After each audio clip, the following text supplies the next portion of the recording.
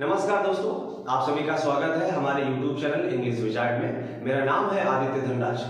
दोस्तों, इस सेक्शन में हम लोग बात करेंगे टाइप्स ऑफ स्टोरीज पर। कहानियां कितनी तरीके की होती हैं, इन पे हम लोग बात करेंगे। बहुत ही इंटरेस्टिंग टॉपिक है। हमारे किसी भी एग्जाम्स में सिनोनिम्स, एंटोनिम्स या वन वर्ड सब्स्टिट्यूशन के रूप में ये पूछा जा सकता है। चलिए हम लोग स्टार्ट करते हैं। हमारा पहला शब्द जो दिया गया है वो है आपका फिक्शन।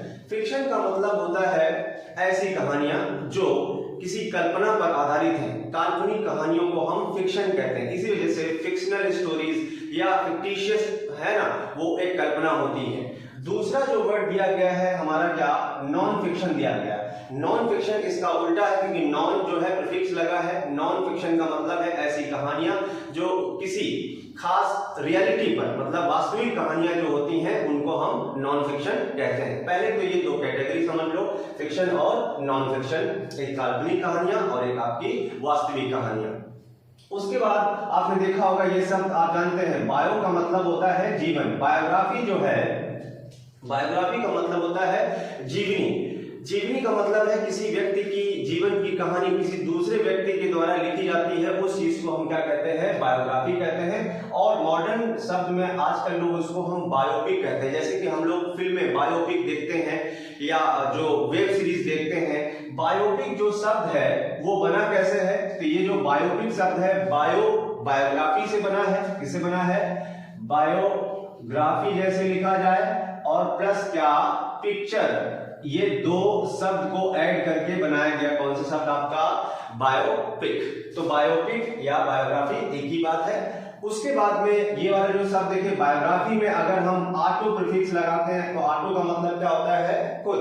जो कहानियां व्यक्ति अपने जीवन की खुद लिखता है उसको हम आत्मकथा कहते हैं। इसी वजह से हिंदी में इसको क्या, आत्मकथा कहा जाता है। तो बायोग्राफी जीवनी जो किसी दूसरे व्यक्ति के द्वारा लिखी गई, किसी दूसरे व्यक्ति की कहानी। और ये जब व्यक्ति अपनी खुद की कहानी लिखता है तो उसको ऑटोबायोग्राफी कहते हैं। बायोग्राफी के लिए बायोपिक वर्ड का इस्तेमाल कर सकते हैं। बायोपिक जो शब्द है वो बायोग्राफी प्लस पिक्चर से मिलकर ब्लेंडिंग वाला वर्ड है, उससे बना है। चलिए अब फेबल पर। फेबल कहानियां कैसी कहानियां होती हैं, ऐसी कहानियां जो जानवरों पर बेस्ड है और वो हमको नैतिकता सिखाती हैं। मोरल स्टोरीज बेस्ड ऑन जो है एनिमल्स। ऐसी कहानियां जो जानवरों पर बेस्ड हैं और हमको क्या, नैतिकता सिखाती हैं। जैसे हम लोग ने बहुत सारी कहानियां पढ़ी हैं, कछुआ और खरगोश की कहानी, शेर और चूहे की कहानी। ऐसी कहानियां सब क्या कहलाती हैं, फेबल कहलाती हैं।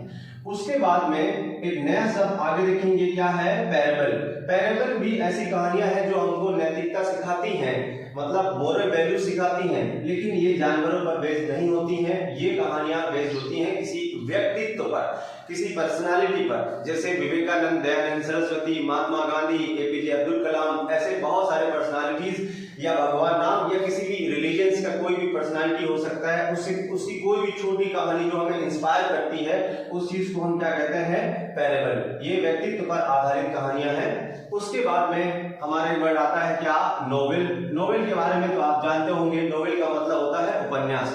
किसी कहानी को बहुत ही एग्जैगरेटेड मैनर में जब हम रिप्रेजेंट करते हैं उसको नोवेल कहा जाता है। ये बिल्कुल सिंपल सा शब्द है। उसके बाद में जो वर्ड आया आपका क्या, फैंटेसी शब्द। आजकल सुना होगा कि ये कहानी फैंटेसी है। जैसे मतलब फैंटेसी का साफ सुथरा मतलब इसी से होता है, फिक्शन से। फिक्शन जैसे कि काल्पनिक कहानियां होती हैं, उसी तरीके से फैंटेसी भी होती हैं। तो ऐसे जैसे आपने देखा होगा, आप बॉलीवुड की फिल्म देखते हैं या हॉलीवुड की फिल्म देखते हैं, जैसे मान लीजिए क्रिस हो गया, या और बहुत सारी कहानियां जो दुनिया में एग्जिस्ट नहीं करती हैं, उनको बनाया गया है या तैयार किया गया है ना।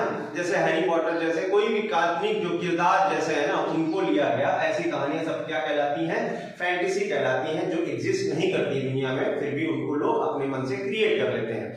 तो वो फैंटेसी कहानियां किस ग्रुप में जाती हैं, फिक्शन ग्रुप में जाती हैं। और उसके बाद में नए और वर्ड देखेंगे, मिथ दिया गया है। मिथ का मतलब जैसे मैथोलॉजी से है, यहाँ पर ऐसी पुरातन कहानियां जिनमें कोई रहस्य छुपा है, एक्चुअली वो पता नहीं सही है या सही नहीं है।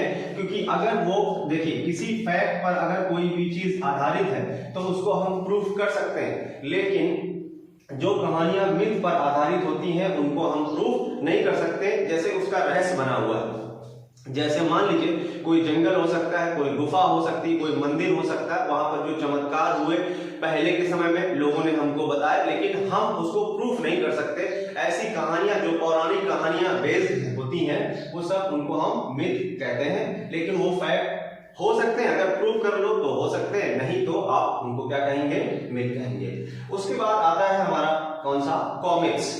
कॉमिक्स का मतलब ये हुआ करता है ऐसी कहानियां, जैसे पहले के समय में, आज भी मोबाइल फोन का चलन ज्यादा होने की वजह से ऐसा लोग नहीं देखते, लेकिन कॉमिक्स ऐसी स्टोरीज होती हैं जो जिनमें स्टोरीज के साथ पिक्चर सीन्स भी बने होते हैं ना, जो देखेंगे आप कॉमिक्स में पढ़ेंगे तो पिक्चर, जैसे चाचा चौधरी या कैप्टन अमेरिका या बहुत सारे ऐसे किरदार की कहानियां पहले बच्चे पढ़ते थे जिनमें स्टोरीज के साथ पिक्चर भी बने होते थे, उनको हम क्या कहते हैं, कॉमिक्स कहते हैं।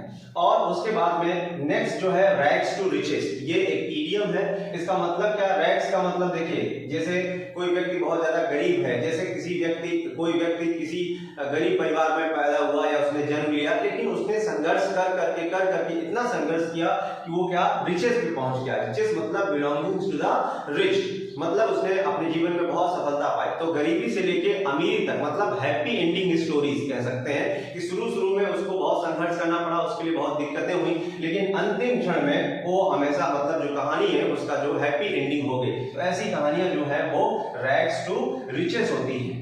उसके बाद में हमारे इस सेक्शन का लास्ट शब्द दिया गया है, कौन सा, आपका एनेक्डोट दिया गया, बहुत ही बेहतरीन है। एनेक्डोट का मतलब होता है जैसे कि जब लोग अपनी कहानियां डेली बेसिस पर लिखते हैं, जैसे मान लीजिए कोई भी प्रोफेशन हो उस व्यक्ति का, और वो व्यक्ति शाम को आता है और अपनी कहानियां लिखता है, अपने कहानी लिखे या किसी ऐसी चीजों के बारे में लिखे जो वो जानता है, लोग नहीं जानते, जैसे अनटोल्ड स्टोरीज। पुराने समय में एनेक्डोट को, पुराने समय का मतलब है यहाँ पर पुराना वर्ड जो होता है डायरी, तो डायरी जैसे हम लोग डेली हम उसमें कुछ ना कुछ अपने बारे में लिखते रहते हैं, उसी चीज को हम क्या, एनेक्डोट कहते हैं। लेकिन ये स्टोरीज जो है ना वो लोगों को बताता नहीं है तब तक जब तक कि वो लोग खुद ना जाने। जैसे आपने बहुत सारी फिल्में देखी होंगी, अमिताभ बच्चन की एक फिल्म थी आनंद, उसमें वो डायरी लिखते रहते थे। ऐसी कहानियां जो किसी व्यक्ति की असल जिंदगी पर बेस्ड है, लेकिन वो कहानियां अभी लोगों तक पहुंच नहीं पाई, अनटोल्ड स्टोरीज हैं, उनको हम क्या कहते हैं, एनेक्डोट। और वही स्टोरीज बाद में चल के क्या हो जाती है, बायोग्राफी। अगर किसी व्यक्ति ने उनको लेके लिख दिया या उन्होंने अपनी कहानियां खुद लिख दी एक बड़े से बढ़िया वॉल्यूम में, तो उसी चीज को हम क्या, ऑटोबायोग्राफी कह देते हैं। तो दोस्तों ये जो हमारे वर्ड है बहुत ही ज्यादा इंपॉर्टेंट है, हमारे एग्जाम्स में किसी भी रूप में ये पूछे जा सकते हैं, तो आप इनको अच्छे तरीके से लर्न करिए। वीडियो कैसा लगा लाइक करिए, सब्सक्राइब करिए चैनल को और कमेंट करके बताइए। मिलते हैं नेक्स्ट वीडियो में, तब तक के लिए जय हिंद जय भारत।